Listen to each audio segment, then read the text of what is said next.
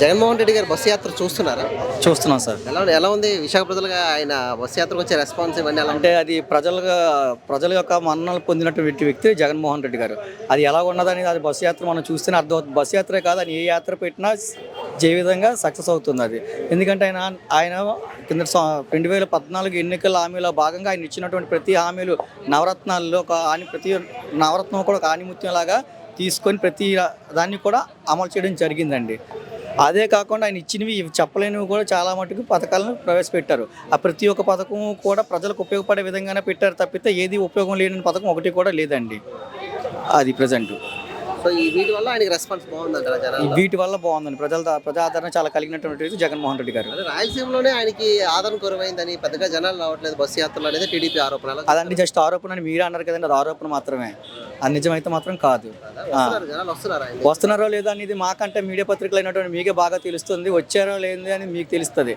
అది గ్రాఫిక్స్ ఏదో చంద్రబాబు నాయుడు గారు గ్రాఫిక్స్ సెట్టింగ్స్ వేసినట్టుగా రాజధాని కట్టినట్టుగా కాదండి. ఇది మాది ఏది చేసినా సరే పర్మనెంట్గా ఉండేటట్టుగా మేము చేస్తారు. జగన్మోహన్ రెడ్డి గారి ఆశయం కూడా అలాగే చేస్తారు. ప్రజల మన్నులు కూడా పర్మనెంట్గా ఉంటాయండి. ఈరోజు వచ్చి రేపు పోయే అది ఆ ప్రజా ఆదరణ కాదండి అయింది. అది ఎలా ఉండబోతుంది? వైజాగ్ నార్త్ అన్నారు, మళ్ళీ ఎవరు గెలుస్తారు? ఎవరికి ఎడ్జ్ ఉంది ఈసారి గెలిచే అవకాశం?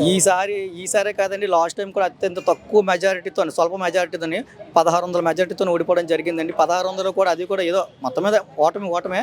ఆ ఓటమి నుంచి కూడా గెలుపుని నేర్చుకున్నటువంటి వ్యక్తి మా ఉత్తర నియోజకవర్గం ఎమ్మెల్యే అని అంటానండి. ఆయన అభ్యర్థి కాదు, ఎమ్మెల్యే గారే, మా ఉత్తర నియోజకవర్గం ఎమ్మెల్యే గారు కేకే రాజు గారే. ఆయన ఓటమి నుంచి గెలుపు నేర్చుకున్నాడు. ఆ గెలుపు నేర్చుకొని నిరంతరం 24/7 మొత్తం 4 సంవత్సరాల 10 నెలలు ఈ రోజు వరకు కూడా ఇప్పటికీ ఈ క్షణానికి కూడా ప్రజల కోసం ఆయన ఇంటి తలుపులు కానివ్వచ్చు, ఆఫీస్ డోర్లు కానివ్వచ్చు ఎప్పుడు తెరిచి ఉంచి ప్రజలకి అందుబాటులో ఉంటూ ప్రజల యొక్క సంక్షేమ పథకాలు కావచ్చు, అభివృద్ధి కావచ్చు, ప్రతి విషయంలోని కూడా ఆయన ముందుండి ప్రజలకు అందుబాటులో ఉంటున్న వ్యక్తి మా కేకే రాజు అన్నండి. ఆయనకి ఈసారి గెలిచే అవకాశాలు ఉన్నాయంటారా? గెలిచేది కాదండి, మేము టార్గెట్ అయితే మేము అంటే ఒక కార్యకర్త అనే కాదు, అంటే ఆయన అభిమాని అవ్వచ్చు, రాజశేఖర రెడ్డి గారి అభిమాని అవ్వచ్చు, జగన్మోహన్ రెడ్డి గారి అభిమానిగా అవ్వచ్చు, ఆయనకు 1,00,000 మెజార్టీ రప్పించాలని ప్రతి ఒక్కరు కూడా నా నోటి నుంచి కాదు, మొత్తం యావత్తు ఉత్తర నియోజకవర్గంలో ఉన్న ప్రతి ప్రజానీకం దగ్గర నుంచి వస్తున్నటువంటి మాట, ఈసారి కేకే రాజు అన్నకు ఓటు వేయాలి. ఆయనకి ఓటు ఇవ్వకపోతే ఇంత సంక్షేమ పథకాలు మనకు అందించి ఇంత ప్రజాసేవలో ఉన్నాడనంటే ఓటేసి గెలిపిస్తే మనకి ఎంత సర్వీస్ చేస్తారనేది ప్రతి ఒక్కరూ కూడా ఆలోచనతో ఉన్నారండి. ఆయనకి ఓటేసి అత్యధిక మెజారిటీతో గెలిపించుకొని తీరుతాం సార్ తప్పనిసరిగా. ముఖ్యంగా ఝాన్సీ గారికి ఎలా ఉండబోతుందంటే?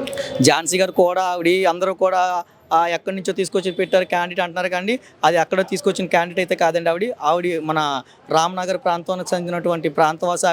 ఆవిడ పుట్టిల్లు ఇదైతే మెట్టినిల్లు ఏమొచ్చి మన విజయనగరం అండి. అంటే ఆవిడ 2 PhDలు చేసిందంటే ఆషామాషా కాదు కదండి.